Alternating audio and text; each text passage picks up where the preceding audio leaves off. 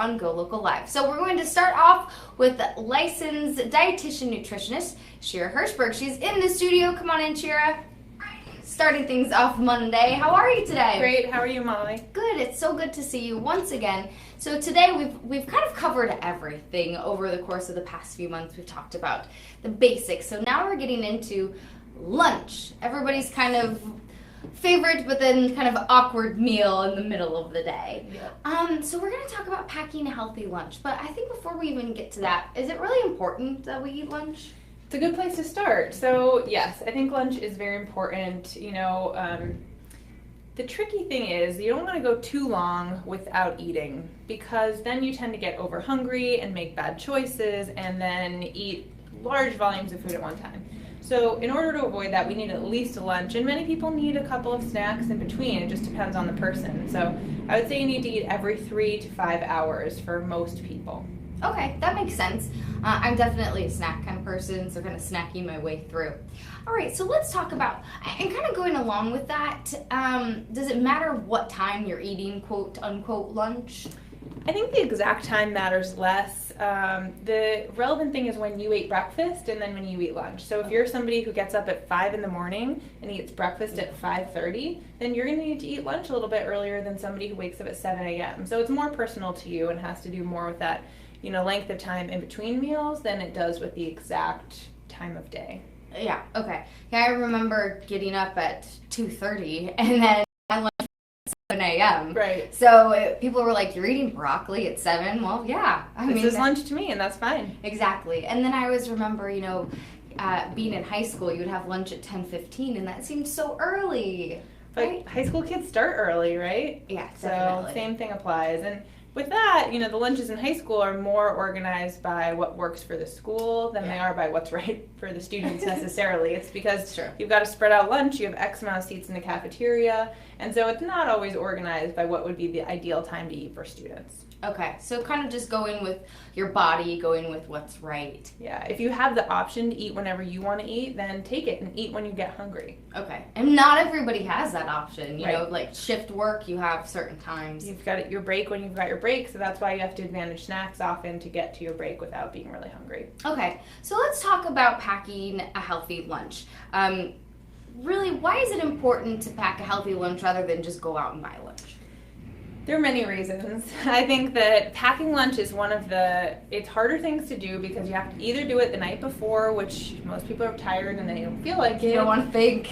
Or you have to do it earlier in the morning, which again, most people are tired and don't feel like it. So it's not the easiest meal to deal with, but it's a really important one because if you eat that out every day, think about it, it's the equivalent of eating dinner out every day. And most people would know that's not a great idea for their health, but for some reason lunch tends to avoid that scrutiny. Yeah. But it's the same. If you eat out lunch 5 days a week, you're eating a meal out 5 days a week. And meals that we eat out tend to be higher in calories, they tend to be higher in sodium, and by tend I mean they are always higher in sodium. Oh. And they also just tend to have a less healthful pattern than you can pack for yourself. So let's say you go to the local sandwich shop, you're not getting a half a plate of vegetables, a quarter plate of starch, and a quarter plate of protein. And if you're trying to lose weight, you want to aim for a pattern like that. So it's more that it's difficult to achieve the right balance. It's not impossible, but it's harder when you eat out. You have less choices.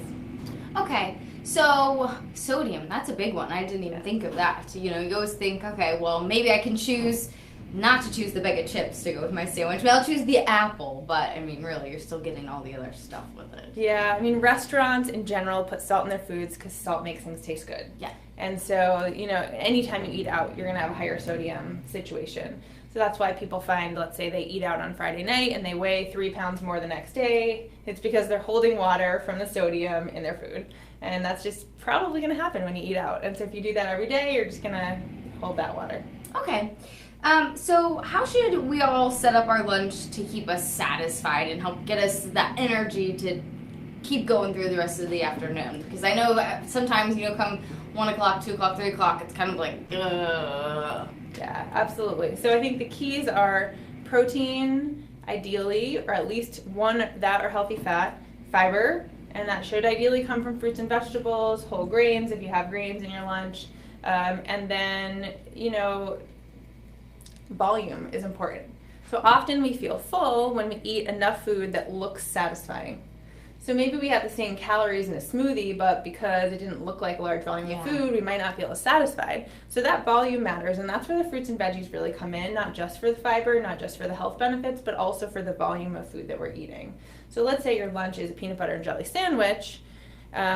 That looks kind of sad to most people by itself, right? Yeah, it does. But let's say your lunch is in a the peanut plastic baggie, right, by itself, like kind of sad. But let's say your lunch is a peanut butter and jelly sandwich, a bag of baby carrots, and let's say a nectarine. We're starting to get into some of those fruit season, like the stone fruits.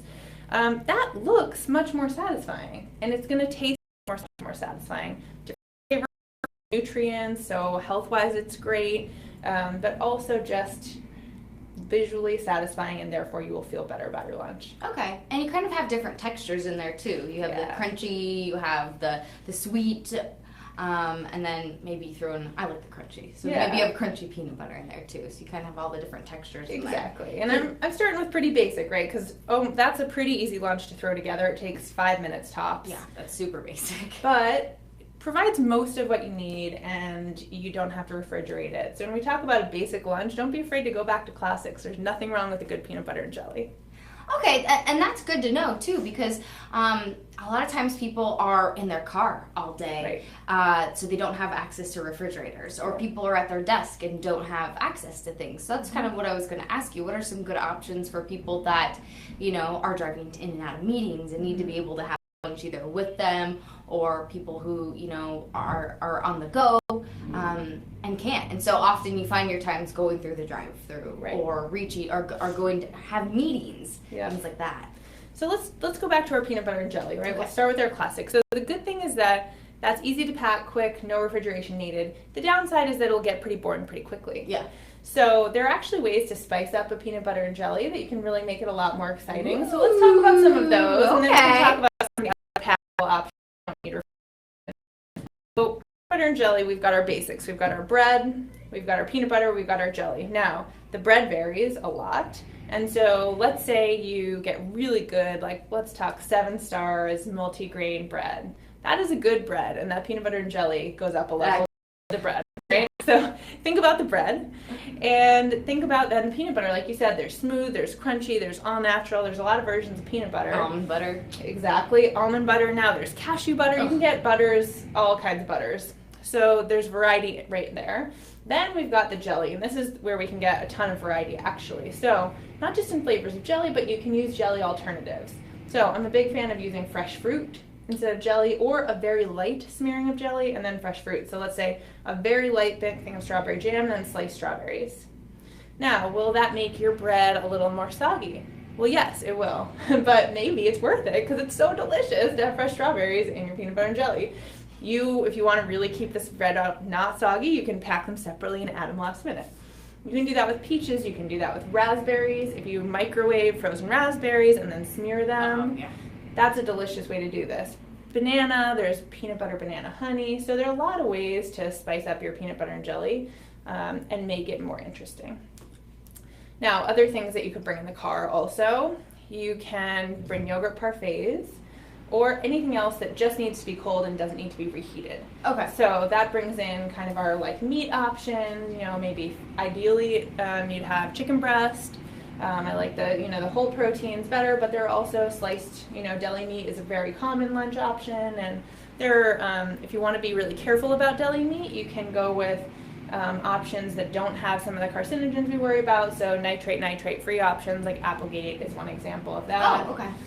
So there's some brands that do that, so you can kind of go in between. At least low sodium, options can help you deal with that in your deli meat because those tend to be very high in sodium. So all of those things just need to be kept cold, and so then we can go to all the cool insulated lunch boxes out there, insulated lunch bags, all the cool, all the cooler packs. And so just getting some lunch bag that you really like and a cooler pack that's easy to use can really make all of those cool options accessible. So when it comes to yogurt parfait, when I say that, I mean yogurt, fruit, and then maybe a little bit of granola. And I say a little bit, I think we've talked about this before. Yeah, granola can sneak up on you. Granola is about 200 to 250 calories per quarter cup typically. So it's a sprinkling. So read the label, use a measuring cup for that one. Even I use a 1/4 cup measuring cup at home, because if I don't, I probably put a 1/2 cup on there just sprinkling. So that one is really important to measure. And really that combination can be easy to pack. Also, again, another one you can prepare in 5 minutes. That's I'm running out the door and I don't have a lunch option. You can buy the yogurts that are small, or you can spend a little less money and get the big one and put it in a Tupperware altogether. Frozen fruit works great for that. Frozen berries will defrost during the day, right in your lunch bag, and so you don't have to keep fresh stuff on hand. Plus that then kind of helps the yogurt stay cold. Yep, absolutely. Your frozen berries and keep your yogurt cool. It's like your own little mini cooler pack. I like that.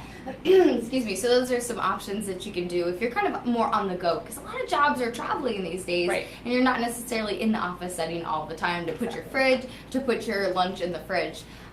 So kind of more mobile lunches. Mobile, yeah. If you need to eat on the go, then yogurt is probably stretching it. If you can stop in your car and eat it, that's great. A salad tends to be a little messy, so people probably don't want that if they're eating in the car. That's more of a like I'm sitting at a desk or a stable place for lunch option. Or maybe you can pull over to a rest area or take 5 minutes. I mean, and that's kind of the question too is, we're so on the go these days. Is it good to take, 5-10 minutes just to stop and eat lunch? Yes, in a perfect world, we would all take at least 20 minutes to eat our lunch at a seated place that is not our desk. But then if that's not possible, whatever approximation of that we can get, the closer to that, the better. But it takes us 20 minutes to know if we're full. So if you're eating your lunch for less than 20 minutes, you won't realize if you're full or not. So that in a perfect world, that would be our minimum. Well, there you go. That's why the lunch hour term is a great one. Wouldn't that be nice? It would. So how do we know how much we should be packing? So that's very individual. Different people of different sizes need to pack different foods. In a perfect world, we would spend at least that 20 minutes and we would know, because we would say, oh, I'm satisfied or I'm not satisfied. This was enough, or I need to pack more. I always err on the packing a little more side of things, because you don't have to eat everything in your lunch, but if you don't have it, then you might end up at a vending machine or at a neighborhood place that's going to end up with something less healthy. So I think having a few extra snacks is always good. I think that if you don't trust yourself with extra food, then you need to deal with that problem instead of just not bring enough food for yourself. That's a good point. I know it's always nice to be able to have extra healthy snacks. So even if it's not today, but 2 days from now, it's like we've talked a lot about having nuts, unsalted nuts around. That's always nice to be able to have, because 3 days from now it's like, oh, I'm so hungry, I forgot my lunch or something like that. Then at least you have something to go do. Yep, I think having a work stash, and if your work is driving and mobile, then having a car stash is very important. So thinking about things that aren't going to go bad, like nuts, is an important thing to do. Car stash, that's important.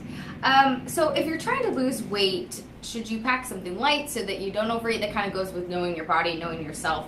How do you kind of deal with that if you're trying to lose weight? What are some good options for that? Yeah, so I think that the key is that a lot of people during the day are able to eat less. If they're trying to lose weight, they will do that. They will eat a very small breakfast, a very small lunch, very few, if small, snacks, and then they will eat a ton of dinner and they will snack all night long. And they'll blame themselves because they have no self-control, and it's not their fault. They're physically hungry. It's just hungry. They're in a state of deprivation. They're starving themselves a little bit all day, and their body's going to take over and decide to eat all night. And that's a normal reaction to physiological hunger. So it's better to eat more satisfying meals and snacks during the day and then not have to deal with that fight at night with yourself. I like that idea. So don't deprive yourself, even if you're trying to lose weight. Just try to make those healthy options. Right. Try to use balance. Try to eat a lot of vegetables, a lot of fruit, things that will fill you up without a lot of calories, but still satisfy you. I think that's important. What else should we know as we're all going to go home tonight and pack our lunch, or wake up first thing tomorrow and pack our healthy lunches? I think the things to keep in mind are that you need it to be something satisfying, both visually, like we talked about. Maybe different colors will help do that. If it's not something you like, you might just leave that in a bag and go get something out anyway. So sometimes it takes some time, use the internet. The internet is a beautiful tool for packing healthy lunches, because like for instance, if you Google mason jar salads, there are instructions online. You'll find out that you need to put the dressing on the bottom, the lettuce on the top. other things in between to keep them separate. You can pack them all on the weekend. Like, there are tons of great ideas out there if you search. So, you know, I really recommend people, if you're interested in salads, Google mason jar salads. I think the first thing that comes up is a BuzzFeed article that's actually quite good in terms of order, what you should put in where. And then, you know, Google image search, healthy lunch. And you'll at least get a lot of ideas and inspiration, which I think is the starting point. You know, just saying like, ugh, I don't want to pack, I don't want another turkey and cheese sandwich. We can get stuck in that rut, but use the visual of the internet.